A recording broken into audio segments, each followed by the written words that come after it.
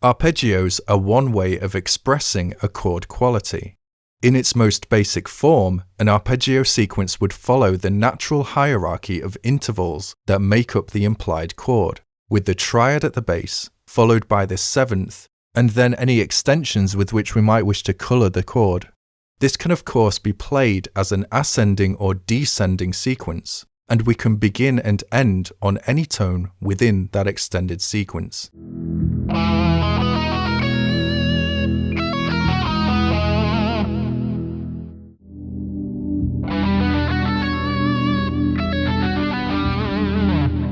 So arpeggios can be thought of as the melodic outline of a chord, as opposed to its collective harmonization.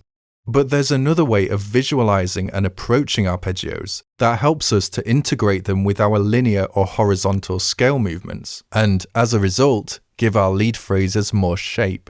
If you find yourself wandering up and down scale patterns rather aimlessly, like you're trapped in a narrow melodic corridor, this concept will instantly open new doors, give your scale phrasing more directional variation, and take your improvisation skills to new levels. Any 7-tone scale, such as those shown here, can be expressed vertically as an arpeggio, which outlines the scale's native chord quality. And these full 7-tone arpeggios can be fragmented into simpler arpeggios, such as triads, for more accessible phrasing options. To form the basis of our vertical expression of a scale, we can use a technique known as stacking thirds, or jumping in thirds. This is the same as skipping every other tone in the scale's natural sequence. Take Lydian, a commonly used major scale, as an example, though remember that the process we're about to follow applies to any 7-tone scale. Here we have a condensed box pattern starting on A at the 5th fret, which marks the 1st degree of our A Lydian scale.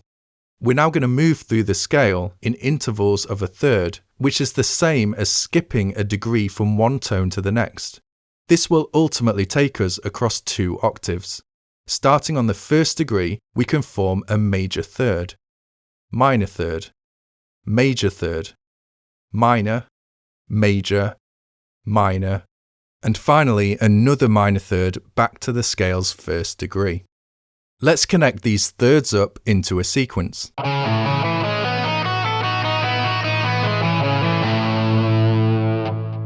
We've now played through all 7 tones of the scale, but vertically, in arpeggio form. Incidentally, this complete 7-tone arpeggio gives us the native chord quality of this particular scale, major 13, augmented 11, a major triad, with a major 7th and a 9th, augmented 11th and 13th as extensions. We could also stack in thirds from the 2nd degree, or starting on the 9th of our arpeggio, the lowest of which we initially skipped over in the 1st sequence. While this essentially gives us the same 7-tone arpeggio as before, it does offer us higher and lower voicings of certain tones. Here we start on the tonic before moving into the arpeggio from the 2nd degree. In fact, we could begin stacking thirds on any scale degree, and it would simply be a continuation of the full arpeggio stack. This leads us onto our next exercise, connecting the scale's arpeggios to other box patterns up and down the neck, using the same third jumping technique. Gradually, we'll start to flow through these patterns more intuitively and freely, just as we would with regular scale movements. Here's an example of using these box positions to connect up different areas of the neck with the scale's arpeggio.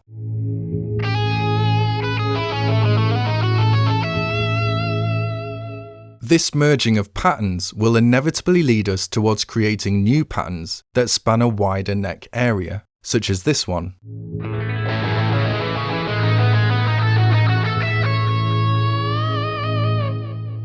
But the key aim right now is that we can start a scales arpeggio on different degrees and in different neck positions, visually superimposing those stacked third arpeggio patterns onto any scale pattern.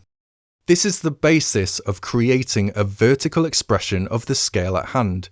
And don't worry, we won't have to learn a completely new arpeggio pattern for every single scale, since Lydian shares the same pattern as 6 other diatonic scales, or the modes of the major scale. More on that later. We're now going to compartmentalize this scale into simpler arpeggio fragments. This is so we can more concisely connect vertical and horizontal movements in our lead phrases. As you may already know, scales can be harmonized using triads. Each 7-tone scale contains 7 triads, again derived from stacking thirds on each degree. And where there's a chord, there's an arpeggio. This means we effectively have access to 7 arpeggios within the scale for our phrasing, each of them representing a fragment of the complete arpeggio from earlier. Back to Lydian's first degree pattern. Starting on the first degree, we have a major arpeggio. Second degree, major. Third degree, minor. Fourth degree, diminished. Fifth degree, major. Sixth degree, minor. And 7th degree, minor. We're essentially moving through the scale using a sequence of integrated arpeggios, just as we might when harmonizing it using chords. And just like before, we can play these triad arpeggios in different neck positions, such as this example on the top 2 strings.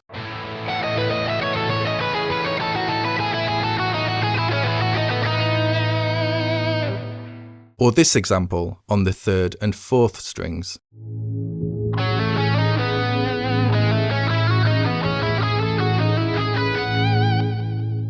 Experiment with connecting these arpeggios in different ways, using both ascending and descending sequences. For example, here we link the major arpeggio from the 1st degree, the major arpeggio from the 5th, the minor arpeggio from the 7th, and the major arpeggio from the 2nd degree.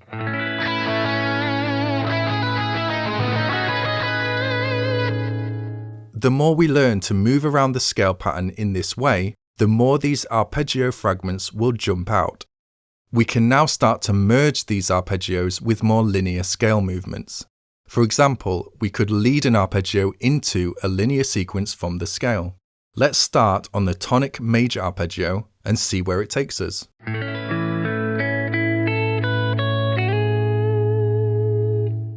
We're now close to another major arpeggio built on the 2nd degree.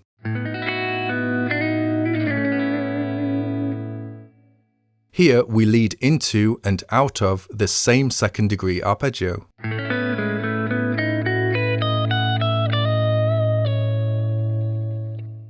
Now leading into and out of a descending arpeggio built on the 5th degree.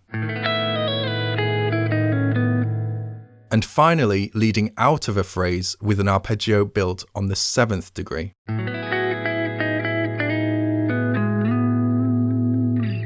Let's now hear the connected sequence in full.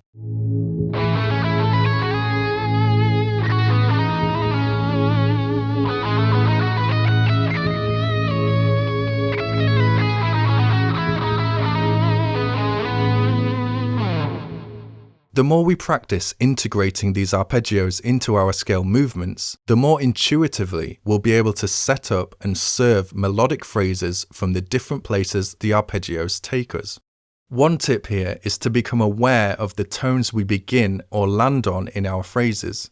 Every tone we might begin or land on in a scale can potentially become the start of 3 related arpeggio sequences, whether ascending or descending from that tone. For example, from the 5th degree, we have the following arpeggio options. So if we found ourselves on the 5th, we technically have 3 options for moving vertically from that tone. For example,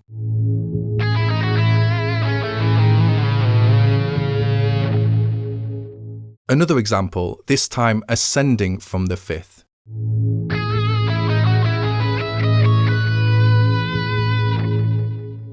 So the challenge here is to be able to identify which arpeggio is available from each tone in the scale, as we did earlier.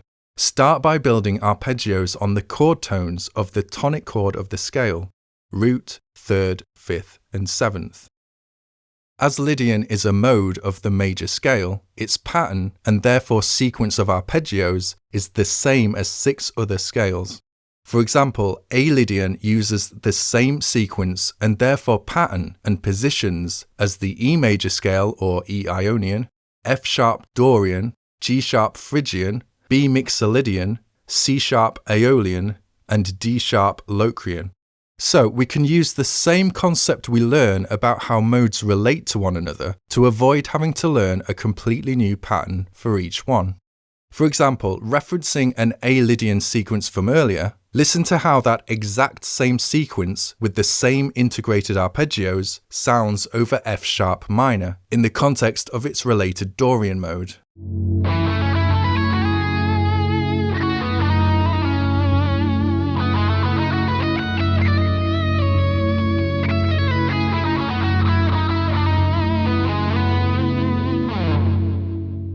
And what was the complete A Lydian arpeggio becomes F sharp Dorian's own native arpeggio, since we're stacking thirds in exactly the same sequence and therefore pattern.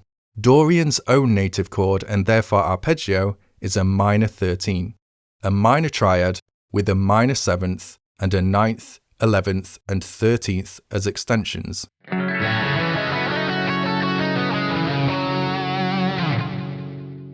Of course, we can use exactly the same rolling sequence of box positions to connect up Dorian's arpeggios, just as we did with Lydian and would with any other mode of the major scale.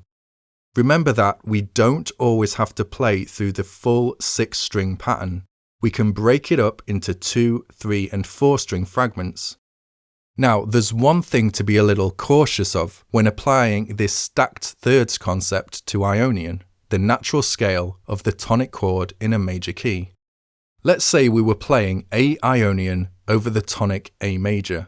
We can stack thirds just as we did with Lydian, but you'll notice that Ionian has a perfect fourth instead of augmented fourth degree. This would effectively make Ionian's native chord and arpeggio a major 13, but with the natural fourth or 11th in the stack. In a melodic context, this tone is considered rather dissonant over major chords with the same root because of how it clashes with the major third one semitone below. So if we play the 11th as part of an arpeggio sequence, we might hear something is a little off.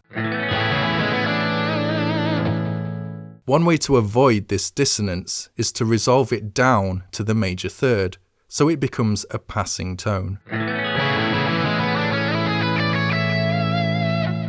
The same could be applied to Mixolydian, as that too has a perfect fourth or 11th, which clashes with the major third of its tonic chord. However, if the chord we're playing over has a suspended fourth quality, then the fourth or 11th becomes more naturally harmonious. Here I'm playing over an A suspended ninth chord with various arpeggio fragments taken from Mixolydian.